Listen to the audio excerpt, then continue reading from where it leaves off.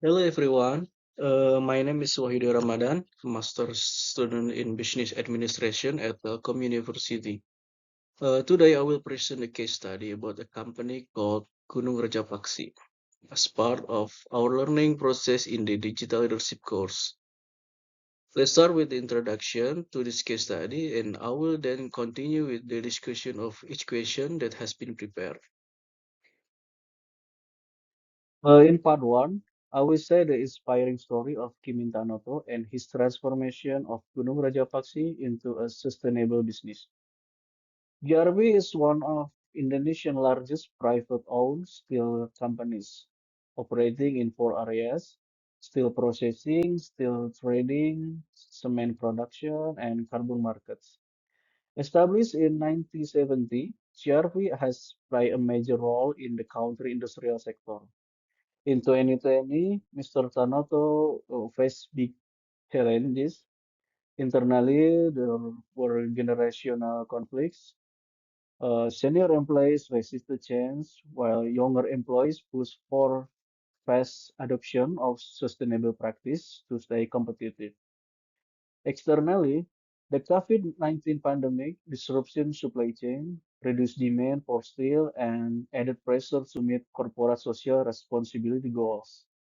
Instead of stepping back, Mr. Tanoto took bold steps. He invests in low carbon technologies, cutting emission by 20%, and partner with IPB University to support environmental conservation. Through his innovative and people-focused leadership, he built a culture of sustainability at GRP and strengthened ties with the local community. This case highlight how transformational leadership, innovation, and empathy can help overcome crises and drive meaningful change. On this part, I will address the first question from the case study. What were the main challenges faced by the leader of this case? The main challenge faced by Kimin Tanoto in leading Gunung Raja Paksi was managing a complex transformation towards sustainability while dealing with the internal and external pressure. There are five challenges I have analyzed from the case study. Number one is internal conflict or generational difference. Senior employees resist change and prefer traditional method, while younger employees demanded quick adoption of sustainability practice. This clash created a divide in the organization, slowing transformation effort. It took 3 years of consistent effort for 90% of stakeholders to support the change. Number two is external pressure, the COVID-19 pandemic. The pandemic disrupted supply chain, reduced steel demand, and increased social responsibility obligation. Gunung Raja Paksi faced 25.95% decline in sales, but allocated 1.799 billion for CSR initiative to support employees and communities despite operational challenge.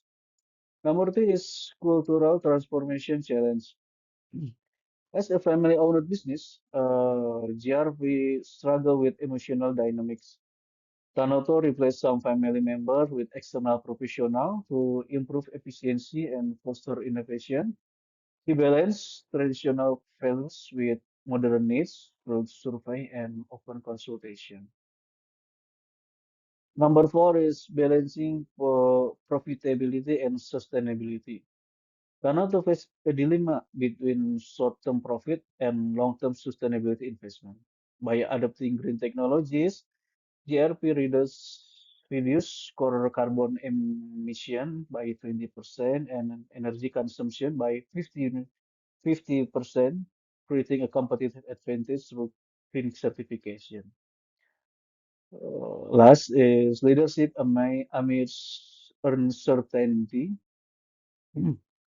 Tanoto demonstrated courageous and empathetic leadership during the pandemic. He avoided layoff, provide essential goods to employees and communities, and invested in health facilities. His His visionary approach combined transformational and responsive leadership to position GRP as a sustainability leader in the steel industry. In this case, highlight the importance of strategic leadership in managing transformation, balancing tradition with innovation, and fostering sustainability while maintaining profitability. I will discuss the key conflict and challenge faced in this case study and how the leader, Kimin Tanoto, identified, managed, and resolved them. As explained in the previous slide, Kimin Tanoto faced several conflict and challenges like generational and cultural conflict, external challenge from the COVID-19 pandemic, sustainability versus profitability dilemma. So, how Tanoto address this challenge? Tanoto has implemented three strategies, managing conflict. Tanoto handle internal conflict by involving employees in the decision-making process. He encouraged open discussion, conduct survey, and listen to their feedback.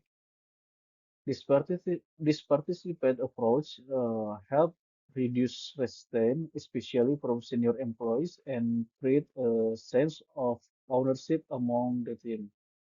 Over time, the strategy turned skeptic into supporter, with 90% of stakeholders backing the transformation after 3 years. Number two is caring for employees and community. Tanoto prioritizes the well-being of his employees and surrounding community during the COVID-19 pandemic.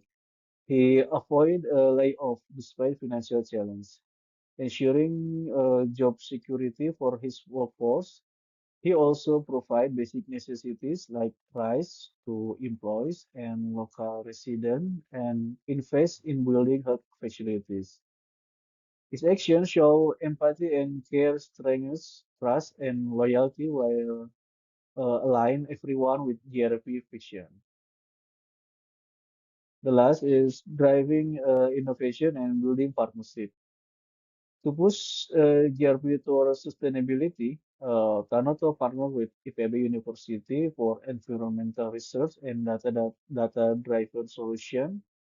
He also invests in advanced technologies like electric arc furnace and light section mills, which reduce emission, improve efficiency, and cut energy consumption by 50%. This effort not only boosts GRP operation but also position the company as a leader in sustainable steel production. Tanoto successfully managed resistance, built strong relationship, and brought innovation to company. His leadership show how focusing on people, participation, and technology can overcome challenge and make meaningful change. It's clear example of how thoughtful leadership can make a real impact. In this part, I create a table to explain the leadership style applied by Kimin Tanoto to make it easy to understand. Uh, Kimin Tanoto did not just apply one leadership style, he combined and implement multiple styles to achieve success. First, transformational leadership. Tanoto inspired significant change by driving sustainability initiative. For example, he introduced green technologies like electric arc furnace, which reduce emission by 20% and achieve green certification that positioned ERP as leader in ASEAN. Next, inclusive leadership. He ensure employees and stakeholders are involved by conducting survey and consultation. His participant approach turned resistance into 90% support the transformation within 3 years. And empathy. Empathy was another vital style. During the pandemic, another priority the well-being of employees and communities. He avoid layoff, distribute basic necessities, and even build health facilities to support local communities. On the result, oriented side, he balanced profitability with sustainability. For instance, investment in advanced technologies increased efficiency while cutting costs even during tough times. Collaboration. Collaboration also play a key role. Tanoto partnered with IPB University to enhance ERP sustainability strategies, leveraging external expertise to strengthen GRP position in the market. Finally, his visionary leadership. Uh, his visionary leadership tied, tied everything together. Tanoto had a clear long-term goal to make GRP a global leader in ASEAN and sustainability to production, and he used very challenge, including the pandemic, as an opportunity to move closer than great vision. This leadership style demonstrates how adaptability and innovation can drive success even in the face of resistance and external crises. In this section, I will explain how did Kimin Tanoto communicate his vision to his team. Was this approach effective? In my opinion, Kimin Tanoto used five approaches to communicate his vision and goals to his team. Uh, Let me break down. Number one is participate approach. Tanoto involved employees through survey, consultant, and open discussion. This approach was very effective because it made employees feel value and include the decision-making process. It reduced resistance and create a sense of ownership. As a result, 90% stakeholders support the transformation within 3 years. Number two is show tangible result by highlighting clear benefit like increasing production by uh, 500,000 tons per year and saving 50% on energy. Tanoto show that sustainability was not just a concept but also a practical advantage. This was highly effective in building trust and convincing employees of the value of his vision. Number three is leading by example. During the pandemic, Tanoto avoid layoff, provide essential to employees, and build health facilities. He showed his care for the team and community. This approach was very effective in building trust and loyalty, keeping employees aligned with the company's vision even during hard times. Number four is bottom-up strategy, allowing employees to be a part of implement this sustainability initiative work well. It used their knowledge of daily operation while making them feel like active contributor. This approach effect, effect, this approach effective reduce resistance to change and encourage collaboration. Number five is building partnership. Working with IPB University help expand the sustainability effort and brought credibility to GRP vision. This approach was effective in strengthening the company reputation, both internal and external. So overall, Kimin Tanoto method were very effective because they combine participation, clear communication, and leadership by example. He showed employees that his vision was not just stuck but brought real benefits, ensuring strong support for GRP transformation. This is a final question and the last part of the discussion on this case study. What lesson can be learned from the leadership in this case? From the case study of Gunung Raja Paksi transformation by Kimin Tanoto, there are several key lessons on leadership. Number one is transformational leadership. Tanoto inspired major. change by shifting GRP focus from short-term profit to sustainability. He introduced technology like electric arc furnace, reducing carbon emission by 20%, making GRP sustainability pioneer in ASEAN. This demonstrates that transformational leadership require not only a long-term vision but also the courage to overcome resistance, even from senior employees. Number two is human-centered leadership. Tanoto priorities empathy, creating trust and loyalty among employees. During the COVID-19 pandemic, he avoided layoffs, distribute essential goods, and build healthcare facilities. This inclusive approach support organizational change and foster a positive workplace environment. Number three is inclusive leadership. Tanoto use a particip- participatory approach involving employees in decision making through survey and consultation. This bottom-up strategy resulted in 90% stakeholder support within 3 years, turning initial resistance into collaboration and ownership of change. And then data-driven and innovative leadership.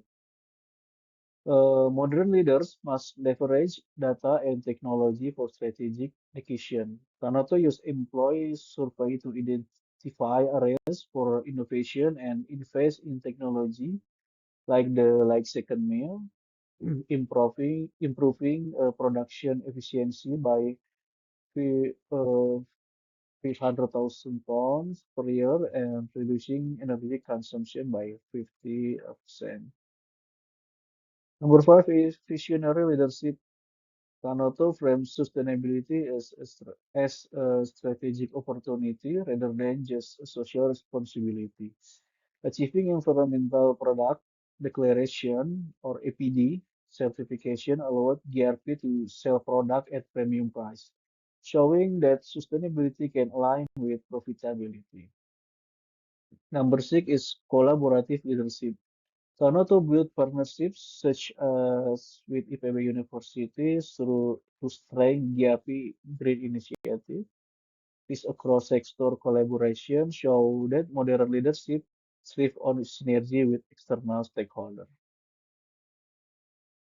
In this section, I would like to share a reflection for future leaders.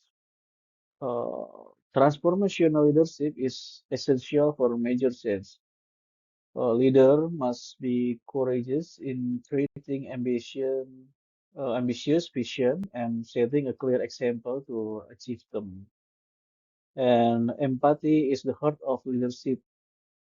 Trust and loyalty can only be built through a genuine care for individual within the organization. And sustainability as a competitive strategy. Sustainability is no longer just a social responsibility but a key driver of competitiveness in the global market. Last, collaboration is the key to long-term success. So leader must look beyond the internal boundaries of the organization and build ecosystem that support innovation and growth. Finally, thank you for your attention. I hope my presentation has provided valuable knowledge for us. Thank you.